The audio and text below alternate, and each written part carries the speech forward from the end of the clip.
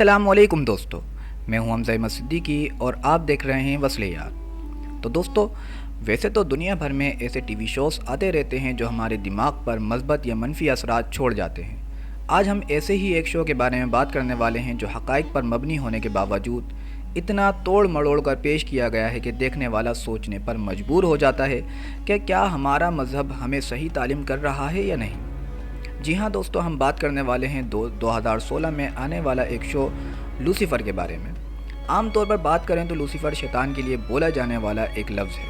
Lucifer لاطینی نہیں، مگر کتاب عیسیٰ کے 14ویں باب میں اس نام کا تعلق ایک بابل کے بادشاہ سے ملتا ہے جو کافر تھا، اور اس واقعے کی ایک آیت ایسی ملتی ہے جو بتاتی ہے کہ وہ آسمان سے زمین سے آ گرا تھا۔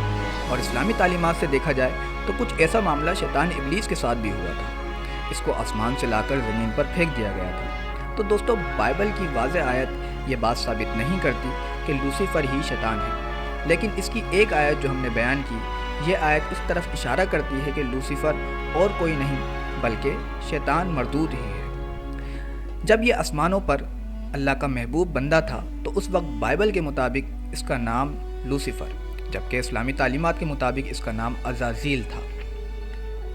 اللہ کی نافرمانی کے سبب اس کو ابلیس، شیطان یا ڈیول کے نام سے جانا جاتا ہے۔ اب ہم بات کریں اس سیریز کی تو یہ فلم اسلامی مقدس ذاتوں کی توہین کرتی ہے۔ اس میں بی بی حوا، حضرت آدم علیہ السلام اور حضرت جبریل علیہ السلام کا کردار دکھایا گیا ہے، اور سب سے بڑھ کر شیطان لوسیفر کا اس میں اہم کردار ہے۔ کی گئی ہے کہ خدا کو شیطان کو سمجھنے میں غلطی ہوئی اور اس نے شیطان کے ساتھ ناانصافی کی، اور یہ ساری جستجو اس لیے کی گئی ہے کہ انسانی عقل شیطان کو ایک رہنما، ایک سروائیور یا ایک اچھا انسان کے طور پر دیکھے، جبکہ دنیا میں کوئی ایسا مذہب نہیں جو شیطان کو اپنا دشمن نہ سمجھتا ہو۔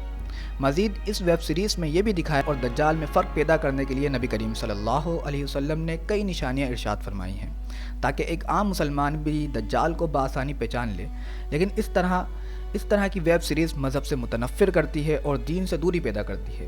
جب دین سے دوری ہوگی تو ہر عام اور خاص اس فتنہ دجال میں مبتلا ہو سکتا ہے۔ تو دوستو، اگر ویڈیو پسند آئی ہو تو ویڈیو کو لائک کریں، شیئر کریں، اور اگر چینل پہ نئے ہیں تو چینل کو سبسکرائب کریں۔ ملتے ہیں اگلی ویڈیو میں۔ السلام علیکم ورحمۃ اللہ۔